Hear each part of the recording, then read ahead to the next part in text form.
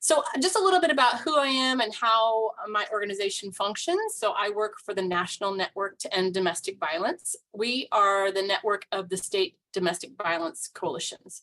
For example, most communities are served by a local domestic violence and or sexual assault provider. May not be housed in that city, but they are probably in a catchment area of a local program. That local program is its own private not-for-profit organization with its own board and governance, but they are more than likely a member to the State Domestic Violence Coalition. There is one federally recognized domestic violence coalition in every state and U.S. territory. There's also one federally recognized sexual assault coalition in every state and U.S. territory. Some of them are dual, some of them are what I call sexual and domestic violence coalitions, and some are separate. Those coalitions kind of function one and two ways. They're a membership of those local programs across their state, and they provide training and technical assistance back to those local programs about what's the latest, greatest thing going on in service provision, how to do survivor-centered advocacy and what's going on with protection orders and things like that. Then they also do public policy work on their behalf. So they work with the state legislature to improve laws and funding stream for survivor services. That coalition, though, is a member to the National Network, which is the organization I work for. We function in a very similar way. We provide training and technical assistance back to those coalition members and their membership. And then we also do public policy work. So we work with Congress to improve funding streams, as well as improve victim advocacy and laws. So that's who we are and what we do. I work specifically on economic justice and how that intersection around finances, access to financial resources, and domestic violence work. So that's why I'm here. So today we're going to talk about what is financial abuse, what does that look like specifically, some resources available to advocates, allies, and survivors, and what is also unique to military-connected individuals. So that is what today will entail. I think probably this has been level set already at some point, but I'm going to just repeat some stats that maybe you've already heard. But 1/3 of all women will experience some form of domestic violence or IPV in their adult life, versus 60% of women living in poverty. So you see a much higher percentage of domestic violence or interpersonal violence occurring for women who are living in poverty. So of those, anywhere from 8 to 33% report recent or current violence, as well as a much higher prevalence of childhood physical and sexual abuse. And thinking about why is that? Why do we see a much higher prevalence of domestic violence occurring for those who are living in poverty? It's important to recognize that having fewer limited financial resources is a big risk factor. Fewer resources for getting and or staying safe simply equals fewer good choices. I often use myself as an example. I consider myself pretty middle income. If my home becomes unsafe to me because of somebody living in it, I can get into a fairly reasonable, reliable car. I can gas it up using a credit card if I have to. I can stay in a hotel that feels relatively safe for several days if I needed to. I could even, because I have enough credit available, purchase a plane ticket and fly cross country if I needed to. I could put a $1,000 plane ticket on my card and flee if I needed to. Navigate my safety very differently than if I'm living in poverty. I'm sure maybe you all can imagine what that looks like for folks living in poverty. Fleeing may mean doubling up with friends or family that are in very similar circumstances, right? So I've got 2 college-age children that are with me for the summer. So that would be sleeping on sofas. They're pretty adult size these days, and so that would be pretty uncomfortable. Maybe I would mean sleeping in my car for a number of days. Again, with the children my age, the children the age that they are, again, would be a huge challenge. And fleeing looks very different, and I'm living in poverty. Additionally, I can imagine that if my harm doer or my abusive partner called me, apologized, was incredibly remorseful, begged me to come home, that negotiation and navigation looks very different when I am living in my car versus safely across town in a hotel I feel safe in. That navigation looks really different when they say, just come home, I just got paid, we're going to figure out some of our challenges, versus I'm not worried about money and finances. And so that it just makes sense that when money is not a part of what I'm stressed about and worried about, my ability to navigate my safety looks very different. It's also important to point out that an abuser is often able to gain more control due to that increased vulnerability. Have fled and living in my car with my children, and they're grade school age, and my partner knows that I'm staying in a car. They may threaten to turn me into Child Protective Services or call the school and say, hey, I don't know if you've noticed the kids have come to school in the same clothes for 3 days. And it's important to recognize that just also the vulnerability that causes, and that the abuser may take advantage of that vulnerability poverty causes.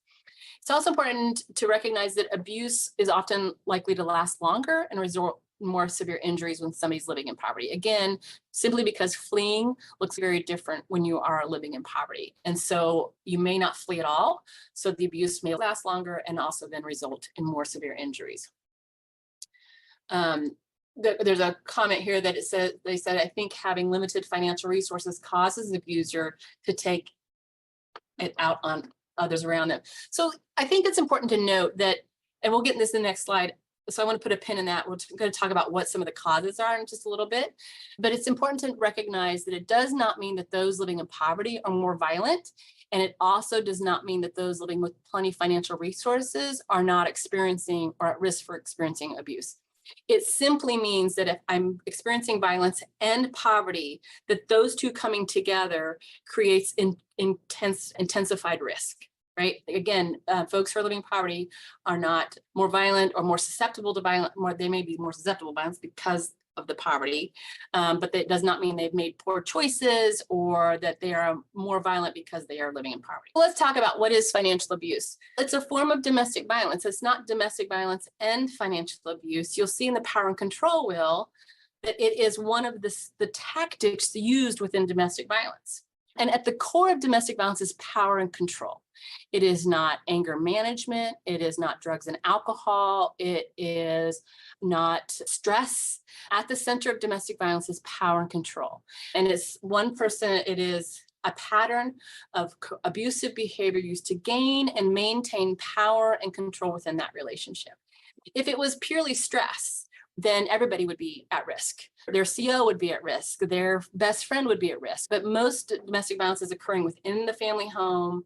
Their partner, their children, their dependents are the ones who are receiving the brunt of that violence, right? And so it is very targeted. It is not an out of control violence. It is a very targeted and controlled violence. So it's important to understand that use of stress or excuse of stress or drugs and alcohol is simply not acceptable. It certainly may let some guards down a little bit, but it certainly is not causing the violence. So we know at the center of domestic violence is power and control, and that these tactics around the center of that, male privilege, coercion and threats, intimidation, emotional abuse, isolation is really big, particularly in military connected families. It's so easy to feel isolated when you've been moved away from your family of origin and that you're on a base or community or state or country that is unfamiliar to you. It's incredibly effective, minimizing, denying, blaming, and you'll see then economic abuse is one of those tactics used. And so those tactics are often constantly at play. And it's when we see those tactics not work or fail, then we see oftentimes physical or sexual violence be employed. And it often begins subtly and progresses over time. It often traps survivors in that relationship. So if you financially or economically can't escape, it's incredibly effective at keeping somebody trapped in that relationship. And what we know from survivors is that 99% of survivors report experiencing some form of financial abuse. So it is incredibly pervasive and widespread. So let's talk about what that looks like, what some of those tactics are. So an abuser's tactics can actually even plummet a survivor into poverty. So maybe if not already living in poverty. If I give my example again, so let's take my situation as an example.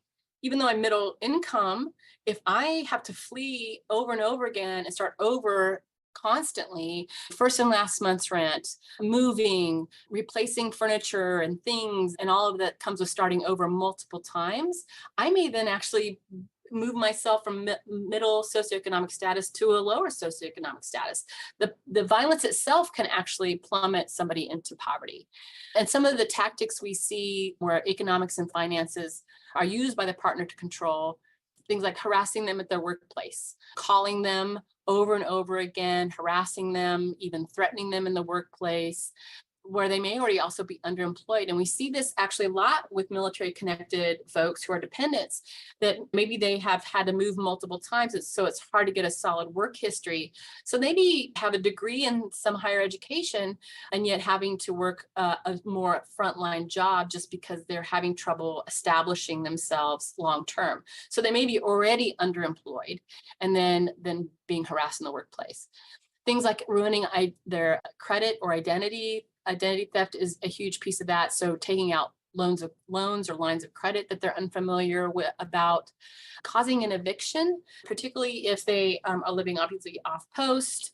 And this is a huge barrier if also the person they're hurting is not officially connected to the military. If they're dating partners, let's say, and they come and they do something to their property that causes that person to be evicted, then it makes it harder to get future rentals if they've been evicted from a place due to things like yelling or holes in walls and things like that, as well as forcing illegal activity, so decreasing their chances at a job or housing, or lack of status against them. So particularly if they are foreign born and brought here as a dependent, or they're trying to get status here, they may use that status against them as part of that control. I'm just going to read through some of the comments here. I'm catching up before we move on to the next slide.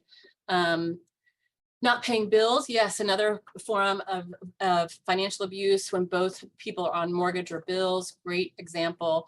From what I've seen in the military is soldiers being the one to control the finances. It can certainly be. I don't think it's across the board always, but often we see folks who are military connected being the one, because the consistent finances are coming in under their name. And so it's not unusual then that they would control then the finances. So leaving the non-connected person asking a lot of questions and maybe not having a full scope or understanding of where they fit or they sit financially. So lots of challenges. So it's important to recognize though, and I assume somebody's already talked about this, but it really is counterintuitive that leaving does not always equal safety, right? So leaving an abusive relationship can not only leave a survivor in an impossible financial situation, it is actually one of the most dangerous times. Lethality for survivors of domestic violence increases by 7 times. I want that to sink in. Lethality, the risks of dying at the hands of their partner, increases by 7 times when they make an act of independence. So whether that be getting their own job, opening their own bank account, telling somebody what's going on, applying for schooling, that then challenges the power and control, right? That is at the center of domestic violence. And so that's when we will often see, like I said earlier, we'll see physical and sexual violence be employed to keep that all centered. So it's important to know that is a very dangerous time for survivors. And that is when we as helpers and advocates really have to lean into doing safety planning, both traditional safety planning, and then we're going to talk specifically here about what financial safety planning looks like. But it is not uncommon. We have many states that run lethality reviews. So folks who have not survived domestic violence, who were killed at the hands of their partner, do a fatality review. And it is not uncommon that there is some act of independence that has been recently taken by the survivor, such as filing a protection order or recently having left. So those kinds of things actually up and increase the dangerousness for survivors. So just something to keep in mind. And again, if not already living in poverty, they may result in living in poverty. So now you have the vulnerability of the domestic violence, but now you have vulnerability that just poverty itself causes, which is also huge. You may be living in a community that's not safe. You may having to ride a bus late at night for the work that you have. So there's increased vulnerability with just living in poverty on top of what might be batterer-generated risks. And so it's often an impossible choice for many survivors, especially those who may not have legal status with their partner. Maybe they're in a dating relationship, but maybe still have children in common, or not at all have children, but are in a dating relationship. There's less legal status for that partner who's not legally connected to the military or as a dependent. So it's a huge challenge. One of the questions here is some spouses won't report if this will get their spouse in trouble and this will affect their family finances. Yeah, so that's a great point. So let's talk about that. I think Again, you may have military connected personnel telling the dependent what the rules are, which may or may not be true. And we'll talk more about what can be done. I think your previous presenter talked about some of the things that the military can do and force the military connected person to do, but the person who is the dependent may not always be getting good or accurate information, especially those who are foreign born. It can be really a huge challenge with getting them good and accurate information. So knowing this, and again, I'll tell you, I don't come from a military background. When I did direct services a million thousand years ago, I worked in a community where we did have a military base. Big Red One was right nearby, and so we provided a lot of services. But I'm an expert in domestic violence and economic justice in civilian world. And what I can tell you is, even in the civilian world, we often struggle with, although the things we've just talked about, I can tell in the communication in the comments here, it's clicking, like it all makes sense. Of course, that makes sense. Safety and finances are tied. And in the work that I do with advocates, it makes sense as well.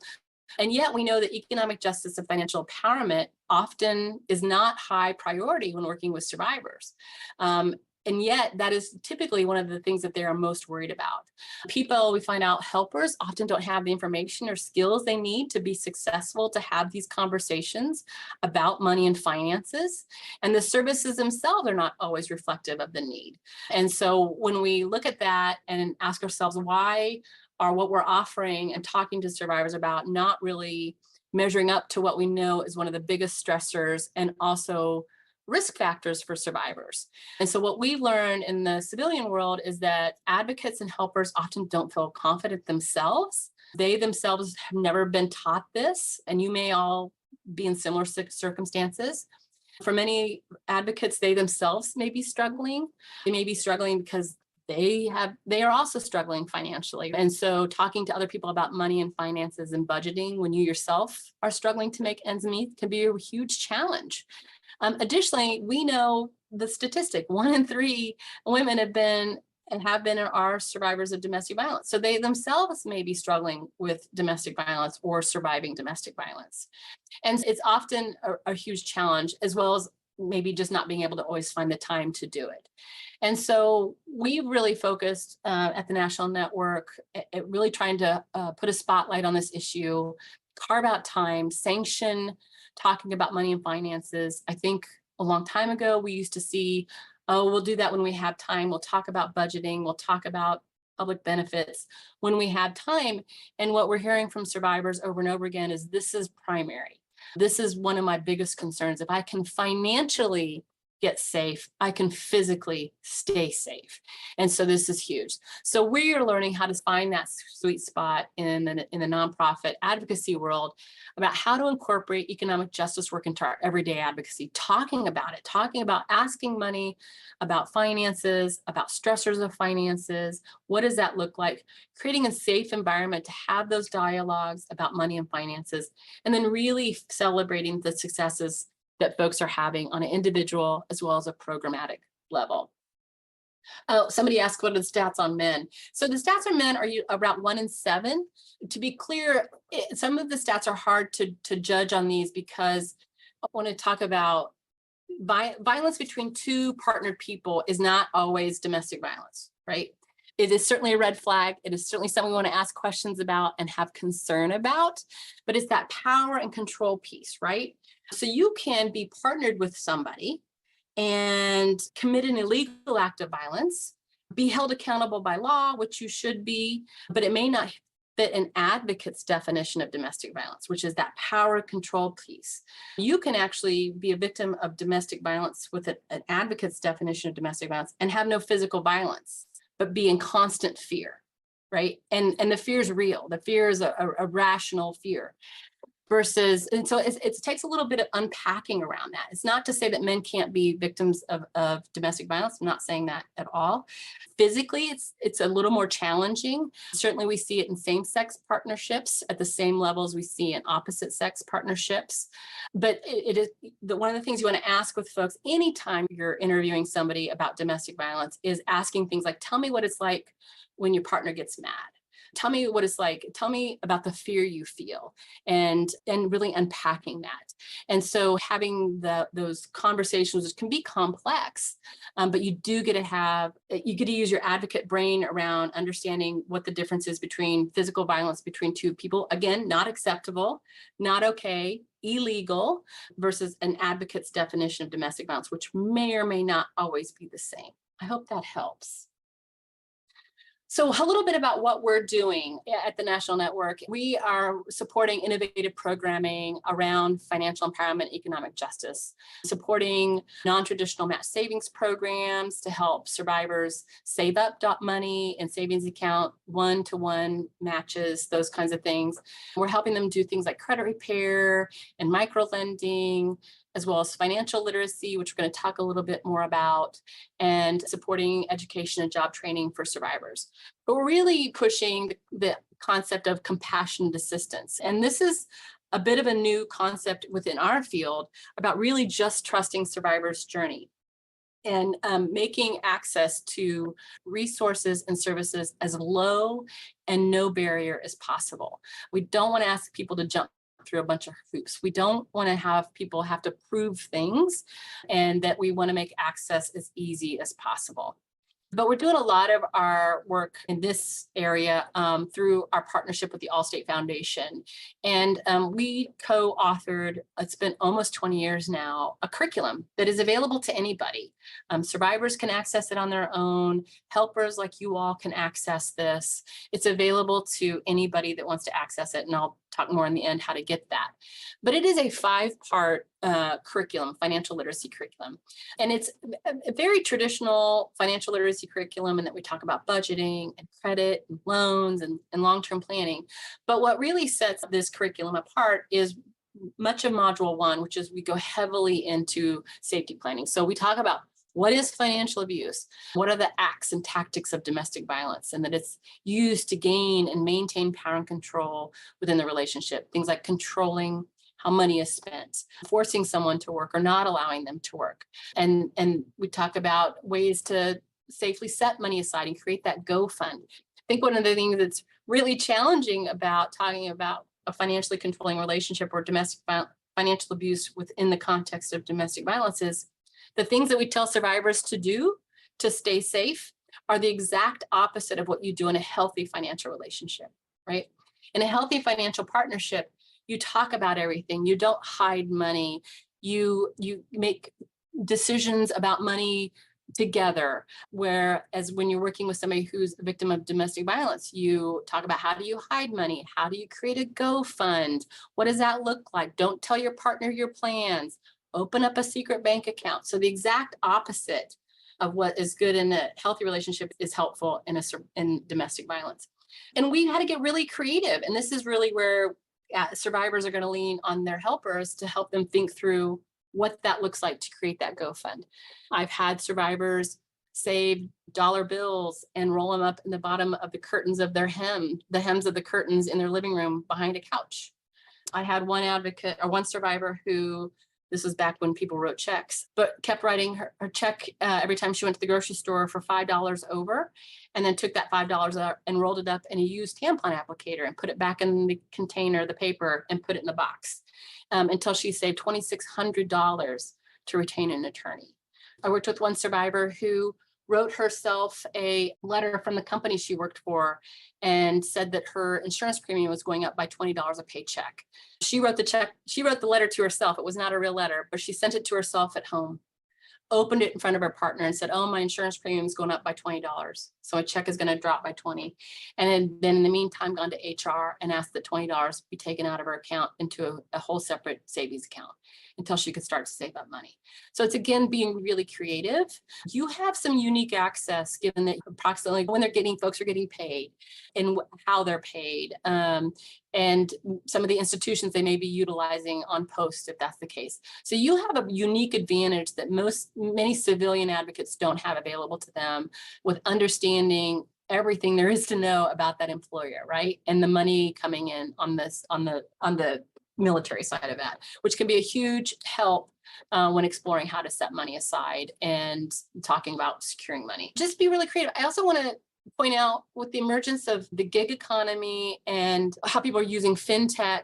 So if family sends money to them via a PayPal account or a Venmo account, they can just keep it in that account. They don't have to transfer it immediately to a bank account. Or they could actually, now Venmo and PayPal offer their own card. And so it could be immediately transferred to a Venmo or PayPal actual card, credit card to use. And so being really creative about how that is, maybe they're driving Uber after hours and they're getting paid via PayPal from Uber. Stash it there, leave that money there. So again, making sure that how we're helping do safety planning is really staying up with the times. So somebody else said, oh, getting a little bit of cash back at stores every time is a great idea. Yep. And then I think somebody else said something about maybe gift cards might also be really helpful. So buying gift cards, telling perp you like jewelry, and then they apologize or are love bombing you and buying you things and you pawn and sell it. Yeah, that might be an option. I want folks to be really careful about any strategy you come up with. The flip side has to be, what if that's discovered? For some survivors, if their harm doer finds out that they pawned something or sold something they'd given them, they may be in real danger, even more dangerous. It's constant safety planning. What's the plan if this gets discovered? What's the lie you're going to tell or the story you're going to tell for why you have a separate bank account? I used to tell survivors, tell them that you were saving up for a birthday present for them, a surprise, or a trip the two of you were going to take, and that's why you had a secret stash. But have the story ready and come up with that together. So if it's discovered, they've got it ready to go. Yeah, so great. Somebody else says use coupon or rebate apps and put that money in PayPal. I use a rebate app and I just cashed in $10 on it. And so those can be really effective and helpful. I learned from a survivor that sometimes you'll work with survivors. This is not common, but it could happen, that they're giving a particular allowance. So maybe they're given $50 to go to the grocery store. And their harm doer takes the receipt and the money they bring back and goes through the actual receipt with the items bought. And everything has to be accounted for. I worked with somebody who this was the exact case. And so it was virtually impossible to squirrel away any extra money. But what she found out was that if she took coupons with her, but didn't use them at checkout, and then went to customer service and said, I forgot to use my coupons at checkout, customer service would give her cash back on those coupons. And so now her receipt matches the food and items and the cash she gives her partner, but then she gets that little bit of money she got from customer service on the coupon separate. And so again, it's not a ton of money. It's a couple of bucks here and there, but it adds up over time. It may be enough for a bus token late at night or a cab or whatever that means. So making every little bit count, right? The other thing we talk about in this section is disclosure. And the reason we go into this here is that disclosure can have a safety implication. If you disclose to the wrong place, you may not get the apartment. If somebody's trying to get a place separate from their partner and they say, I'm fleeing somebody who scares me, probably not going to get the apartment. Or you tell an employer that same thing, probably not going to get the job. However, there may be pros to disclosure. Maybe you work for a company where they have great protective HR policies around domestic violence. Maybe because they're military connected, they're going to have great opportunities available to them and great protective things that they can employ. So it's, as the helper, it is your job to do the best you can to have an understanding of what the pros and cons to disclosure are, to talk about that with the person you're working with, to make sure they have some clarity about who and when they disclose domestic violence to. And then finally, just a reminder about housing search. So if you're working with somebody who's trying to get a new apartment or rent a new place, it's important to note that many landlords, private landlords, will do a credit check. If your harm doer knows enough about you to either pose as you or works for an industry where they could nefariously get your credit report, so maybe banking industry or law enforcement, they can get certain credit information, activity, I should say. It'll show up on there that 123 Maple Hill apartment complex did a credit check. That would indicate then to the harm doer where that person is headed. So just something to keep in mind. It's not going to be the case with the vast majority of the people you work with, but it's a good thing to remember and to ask about, and to just to make sure. We have had survivors tracked down via their credit report. They had gone out and bought, I think, a new vehicle in another city, and they were able to pull their credit report and find out where they had headed to, and they caused great harm to that person. So just something to keep in mind. So some things that we've learned in doing this work, we've learned that everybody has a learning curve, not just the survivors you work with, but as do the helpers. And that's part of what I really encourage and what we do. We spend a lot of time just helping advocates better understand their own personal finances so that they're in a better position to help those that they're advocating for. And the same is probably true here. We're just simply not born knowing this information, and we certainly weren't always taught it or taught it accurately. And that for many of us, because many of us are also survivors, it comes with a tremendous amount of baggage. And so being willing to unpack some of your own personal emotional baggage around your connection to money and finances as well. We've certainly learned that we have to go slow with folks. We have to just really take our time and be really careful with folks when we talk about money and finances. It's really stressful for many people. We just simply can't talk about budgeting on the first visit with folks. It's important we establish trust and credibility, and really understanding that talking about money is hard, and that for many of us, it comes with a tremendous amount of triggers, right? And so we want to be really cautious of that and really tend to that. What we've learned and what's working for us is trying to do really thoughtful programming with barrier reduction funds. So just giving cash to people that need access to cash, because that access to cash equals safety. And that being military connected can have a tremendous amount of benefits to getting access to cash. And we'll talk more about that. I think one of your previous presenter alluded to some of the grants and services available. And so that's tremendous in what many folks in the civilian world don't have access to. Also really encouraging non-traditional match savings programs. Again, we talked about that at the beginning. And then when we are doing things like providing the curriculum or any educational information about money, finances, domestic violence, is that make that participation really accessible, provide food, provide childcare, provide transportation and incentives. Offer a $20 gift card every time they attend or complete. There's nothing wrong with that. It's really a sign that you value their time and that you recognize that's going to be tremendously helpful to them. And then again, celebrate success. We really encourage people to do graduation ceremonies, to print off certificates of completion if they do the curriculum in whole, but really celebrate that. For many of the folks that we work with, they haven't always had the opportunity to complete something just for themselves. And so we really encourage folks to make a big deal out of those completions.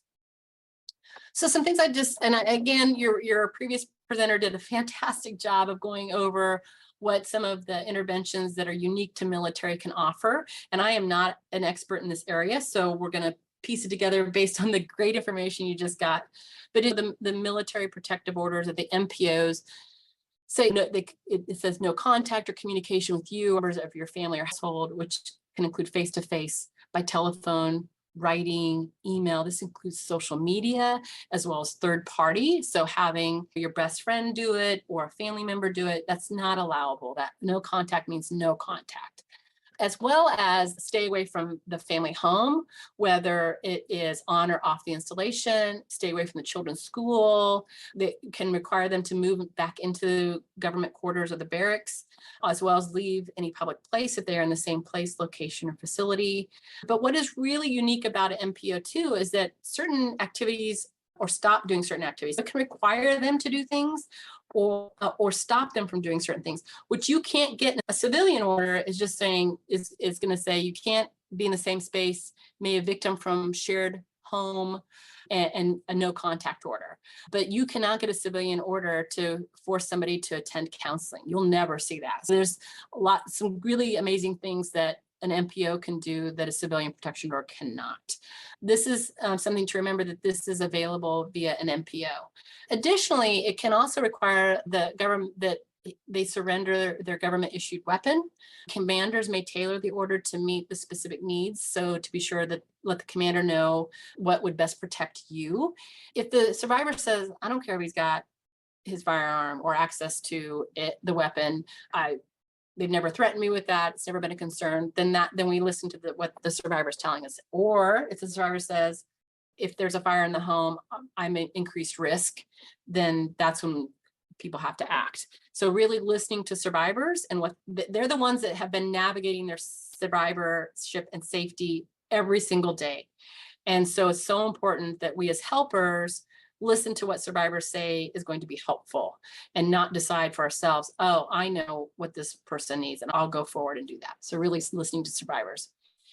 Civilian abusers are not subject to MPOs, as mentioned before. They may only be subject to a civilian protection order issued by the state or tribal court. However, a commanding officer can bar the civilian abuser from the installation. So they can keep them from coming on post if they're non-connected, which could help you to protect you if you live on an installation.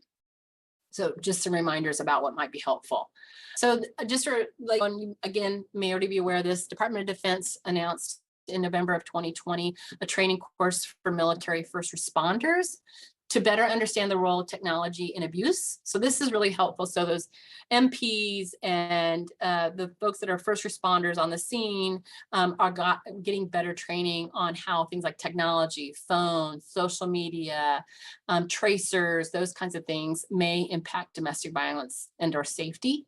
So that's fairly new, as well as how a greater awareness of digital evidence. So use of pictures and video recordings or audio recordings and how to use those to help with prosecution. So that's something to keep in mind.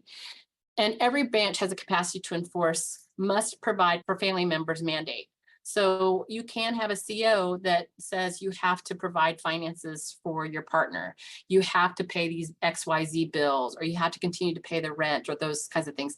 The CO has the ability to enforce that, which is unique again to military. Okay, so we've had a lot of discussion about the bullet points of what we were talking about. I want to take just a minute to sit back.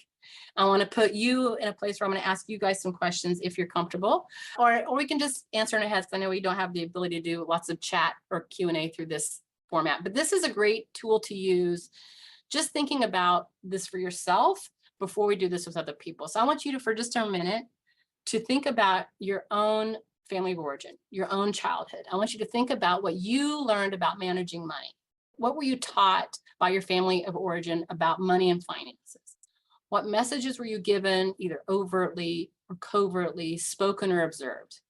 And I want you to think about that for just a second. Were you taught money doesn't grow on trees? Were you taught, oh, somebody says absolutely nothing. Very little information was given to me. Yeah. Credit cards are not free money and can be dangerous. Somebody else says, save for a rainy day. Save as much as you can. You have to work to get money. Yeah. Not taught anything. To be a giver as well as a saver, somebody says. Watch how you spend. Don't spend more than you have. Save. Pay yourself first. Pull yourself up. Invest what you save. Lots of information here. It's rolling in. Fantastic. Taught to shop. Yes. Commonly, community resources if you need them. Don't get credit cards. Don't talk about money. Save. And I think it's also important to think about what messages you think were specific to your gender, your culture, or your race. Were you told something because you're female that you only got because you were female, that your brothers didn't get or your male cousins didn't get? Are you first generation, and how money works in your family is very different because you're first generation maybe, or immigrant yourself? Or your faith around tithing? Somebody else says, stay with them. How are you going to feed your kids? Men make more money. That's just how it is. Yeah. Dad makes the money. Mom manages the money. Yeah. So I want to first just thank you for sharing your experiences. I want you to recognize that those messages are all over the place. While one person said I was taught to save, another person said I was taught to spend. While one person said we talked about it constantly, the next person said I was taught nothing, right? So that is true for the folks you work with. Some were taught things, some were not. We all got different message. And again, she is me and I am her. We all potentially have been or are going to be victims of domestic violence. Many of the folks we work that do this work have themselves experienced domestic violence. So it's so important to recognize the messages are all over the place, and they're all over the place for you, for us, for me, for the folks we work with. And they continue to impact us probably today on some level. Probably at some point so far through this conversation, somebody's had a little bit of anxiety and a little bit of catch in your chest because we touched on something that was a trigger. So it's important to remember that the survivors are getting the same messages on top of the messages they got from their harm doer. What messages do you think survivors of domestic violence get from their harm doer about their skills and abilities when it comes to managing money and finances? What do you think survivors of domestic violence are told by their abuser when there's not enough money to pay the rent or they're out of money? You aren't smart enough to handle money. You need me. You can't do this alone. This is your fault. You're too stupid to handle the money. It's your fault. It's too complicated. You're not smart enough to manage it. This is your fault. You can't survive on your own, right? So even just as I'm saying those, I feel beat down, right? I feel heaviness just repeating those things. So it's so important that when you're working with survivors to remember that they are coming in with those messages hung around their shoulders already, right? On top of the message they got from their family of origin, which were also all over the place, oftentimes in complete conflict with one another. And so it's so important that when we work with survivors that we really take our time. We go slow with folks, we tend to them, we are careful with them, we peel this back, and we also have a lot of humility around our own stuff around this, that we also are told goofy messages that may or may not be true. And so just really taking care of ourselves and taking care with kindness with those that we work with and recognizing that these messages matter. Again, I can still feel it on my shoulder just having said some of those awful things out loud, and that we know we're working with people who are carrying them around constantly. So yeah, good to be mindful and to pay attention to this. This would be a great exercise to do just even in a group meeting with survivors. If you're doing a support group, to just talk about messages about money. What did your abuser tell you? What did your partner tell you? How have those stuck with you? So we're working really hard. I want to tell you this curriculum is available. We unpack that to some extent in the curriculum. You're welcome to access this. It's available. It's free to survivors to access it. It's free for you to access it. They're currently doing a big overhaul of it right now. We're actually right in the middle of overhauling module 3, and they're really working hard to make the curriculum way more inclusive, far less sort of middle road, middle of stream kind of view, but to be far more diverse and have far more collective voices. It is available in Spanish, English, French, and Vietnamese, and they are working on expanding the language that's available. And it will also be self-guided too, so that'll be a neat piece of that. Again, it's currently being updated to improve both accessibility and diversity, equity, and inclusion. So watch for that. But the old version is still available, and it's a training that I do regularly. So reach out to me if it's something you're interested in. And this is a little bit about us. This is my organization, the National Network to End Domestic Violence. We have the Economic Justice Project. You can also get the curriculum on our website. But we also do something called DV Counts, where we ask every domestic violence shelter provider in the country on one 24-hour period in September to tell us who they served, what services they provided, and who they couldn't serve because of lack of resources. If you are curious about what's going on in your state, I encourage you to check out our DV Counts work. It's often cited in the floor of Congress every year, but this is a great way and place to find out what's going on in your own state. We have a housing project. We have Safety Net, which looks at how technology is used and misused by survivors and harm doers, as well as we have a project called Women's Law, where folks can ask legal questions. Advocates and survivors can ask attorneys actual legal questions. They can do it via an email hotline. And they also just launched a couple of months ago a live chat, and something to look into if you have any questions about protection orders or property and things like that. So check out Women's Law, it's available to you. Also want to let you know that we have a project called the Independence Project. This is where we offer survivors credit building through microlending. We offer a $100, no fee, no interest credit building loan. They pay the loan back $10 a month for 10 months. Every month they make their payment, we report it to the 3 credit bureaus. And on average, we see credit scores increase anywhere from 25 to 40 points. Folks can come back as often as they need to. It is currently available only in the US and US territories, but they can come back until as many times as they need to until they have a B credit score. These loans are 100% backed, meaning that if for some reason a survivor is unable to complete their loan, we actually will only let them miss one payment. And if they appear to be on their way to missing a second payment, we actually just close the loan and pay it off out of our guarantor fund. And we do not pursue them. We do not turn them into collections or anything like that. They can actually come back after 6 months and try again. And so this is hopefully, you can apply on our website. You go to the Economic Justice tab and it'll say Independence Project. The survivors themselves apply. They do have to have worked with a DV advocate at least 3 times, and that's the only qualifier. We also lend to folks who are not documented. They can just put all zeros for their social security number as long as they have a name and address they're working to build credit under. But this hopefully is making things like housing more accessible and reasonable lines of credit so folks aren't susceptible to predatory lending. It's a bit of a long game. The effects are not immediate. It takes at least 6 months of repayment before you see an improved credit score, but it is something we're able to offer, again, a bit of a long game. I want to close with the hypothetical. You all are familiar with it. Anna or Ava, is it okay if I read it, or Kim, should I read it, or? Yes, if you want to read it, or we can give them about a minute to read it to themselves. Sure. I can. I would want to answer a question. This is nationwide. The Independence Project is nationwide. It's available in every state and US territory. It's centralized. We run the project of the national network, and we are eligible in every state to lend. So I'll go ahead and read it to you. I know you probably have had it read now multiple times to you. There's not a lot changed with this family, but we're going to ask some more questions. Service member Jones is active military duty. Jones is married to Jennifer, who is not active duty or a veteran. Jones and Jennifer have 3 children, Micah 3, Cheyenne 12, and Dakota 18. Micah and Cheyenne are the biological children of Jones and Jennifer. Dakota is Jones's biological daughter and Jennifer's stepdaughter.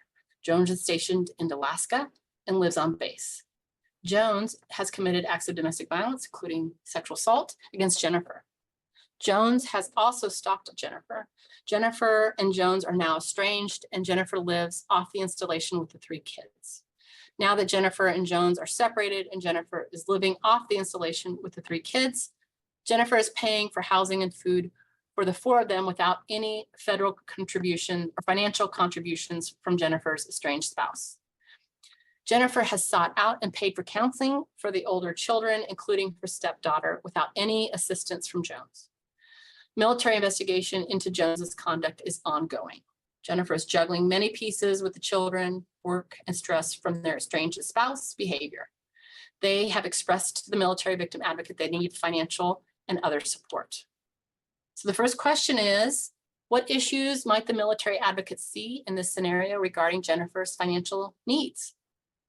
And Kim, are they just typing it in the Q&A, or where are they typing their answers in? Yes, you could type it in the chat and then we'll go over them. Okay. One at a time or all of them at once? We can go one at a time, and then I can provide assistance as needed. So what issues might the military advocate see in this scenario regarding Jennifer's financial needs? It's hard to imagine what's not part of her financial needs, honestly, right?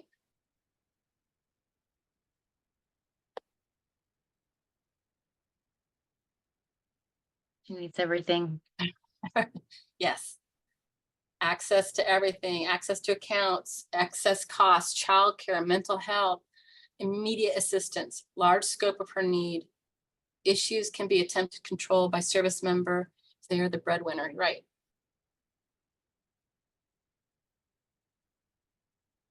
Yeah.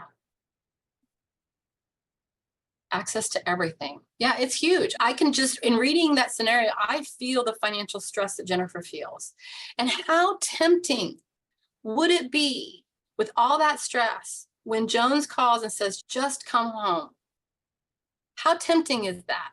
Versus if I am now working with my victim advocate and they say, we got it. We got this grant for you. We've got this pot of money for you. We can provide this service, right? If those financial needs are being met, that conversation when Jones calls and says, I screwed up, give me another chance, looks very different. Right? Yes, and I will say for the military advocate as well is, if I may, Kim, if I may join, Please. keep in mind when you're saying that she needs access or help with everything, is that if she doesn't have access to the accounts, but also someone had mentioned in the chat allotments, and if all the funds are being processed or directed just to the service member, and there are no benefits going to Jennifer, it is difficult. And a lot of times, spouses or intimate partners are not aware of how to even go through the process, or even knowing that they actually have rights or access to the financial resources of that service member. And so there is legal assistance, and there is family advocacy or fleet family services in the Navy, but the different family advocacy agencies that will help assist in making sure that. But someone had just mentioned, Rosie mentioned, yes, the CEO can order a temporary support. Yep. And so there's things there, people will ask questions about child support and things like that. It's a separate, because you are given that housing allowance that you heard about in the previous presentation. You're given that basic housing allowance and the COLA, cost of living allowance. You're given those things to care for your family. And so that should be going to your family. So those are just some things to keep in mind. Yeah, and some of the when I first read the scenario, I was talking with Ava about this, is one of the first questions I had is, I want to know his rank. Because that's going to also tell me how much money are we talking? Are we talking $30,000? Are we talking $60,000? That makes a huge difference also in her ability to navigate that. And so those are the things you'd want to ask, you'd want to find out is, what does the current finances look like? And where they bank at, all of those things that start helping to unpack that would be really helpful. Yeah. I also want to say it's important to recognize, if anybody's already worked with survivors, you already know this, is that it is not going to ever be a straight line. You are not going to work with somebody who for the first time discloses domestic violence or inter-partner violence, and they leave and they don't go, and then they just go on and live a life somewhere else. They are likely to go back multiple times.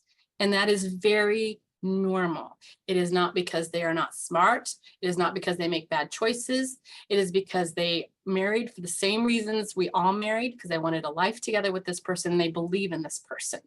And so you may help this person do all of these things, and then 2 months later, they're living back with them. And that is not because you did anything wrong or they have necessarily made bad choices, but they want to have a family unit and they believe this person is changed or changing. They've gone to therapy, they've gone to see the chaplain, they are doing all of the things, and they believe that this is going to work, or that the promises being made are going to be kept.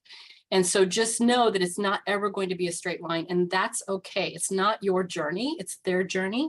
And you are there to support them through that. Are there financial supports to address other needs? Is one of the questions. Talk about that. So I said yes. And again, I'm not a military expert or services expert. So tell me what other financial supports might be available to address needs. No interest loans from Fleet and Family for Navy. Fantastic. Chaplain Food Bank, United Way, AER loans, fantastic. Both civilian and military organizations, financial assistance, free counseling services, Army Emergency Relief, local agencies. The previous presenter also talked about if they are out of the states, they can be brought back, or dependents can get assistance with moving. So there's some great services available. Also local nonprofits, correct, local DV organizations. Yes, I believe many installations have some sort of contract or agreement with a local DV provider, which is great because you then have additional protections around confidentiality that you may not have if you're receiving services on post. I know folks on post do their best to keep confidentiality, but there are some limitations to that, so that can be really helpful. There says here, go ahead. Oh, I was just gonna say, a lot of you had put some great resources there in the chat. And a key thing to keep in mind for those of you that really, this is a lot of new information about the military, to keep in mind that there sometimes is a mindset that you need to only get resources from the base, or they can only get resources from the base. But there are many different nonprofits and organizations. There's a lot of grant funding, and support for service members or their family members or dependents or children, spouses, that are specifically for helping them outside of the military environment or outside of the military base. And so don't be afraid to look locally or even at a state level or national level. It doesn't necessarily have to come from the base, because that can also be a barrier, especially with financial concerns, is trying to get financial support from a base office or a base helping agency if you're a spouse or a dependent. And that could be really a barrier to getting assistance and getting help. The reality is you're also going to, there's lots of folks that we worked with and I did direct services that were, it was just a dating relationship. And so they had no legal access to military services. And so it was important to have those relationships. Great. Are there any needs here that an advocate might need to prioritize? How would you figure out what to prioritize? Safety. Yeah, perfect, Melanie. Safety, basic needs, retaliation, safety, needs versus wants. Asking the survivor too, what's priority here? Yeah, absolutely. And what we know, and great point, kid safety, what we know is if we can keep the non-offending parent safe, then they can often keep the kiddo safe, right? What is she most concerned about? What's the survivor most concerned about? Absolutely. Yep. You all got it. I think you guys got it figured out. I think we're all in good hands. So I'm super stoked. Well done. Very good. Retaliation, large concern. Yeah. What's the plan if it's discovered? How do we do safety planning within that context? Yep. You guys got it figured out. This is great. This is who I am. This is me. If you have any questions, you can get a hold of me, or you can get a hold of me through Ava, or anybody over at Nova can also get a hold of me. This is what I'm here for. I always end my presentations with a picture of one of my kiddos. This is my daughter, McKenna. This was when she was 3. She's now 21, which is alarming because I'm only 19, right? No, I'm kidding. She's amazing. She's 21 years old now. And part of the reason I do this work is because I recognize that me doing this work does not guarantee her safety. But that's why y'all are here, right? I am working with you all to create that safety net that if forever she should need any sort of services from you, all are prepared to catch her. And it is a reminder that if McKenna shows up on your doorstep or on the other side of the phone, she may not be sober. She may not do things in a way that you think is appropriate. She may not make choices that you always agree with. But it's important to remember that she belongs to me and she is mine. And that everybody you work with belongs to somebody else. And that's hard to remember sometimes. But I could not be more grateful that you are a part of my safety net in keeping my kiddos safe. So thanks for the work you do.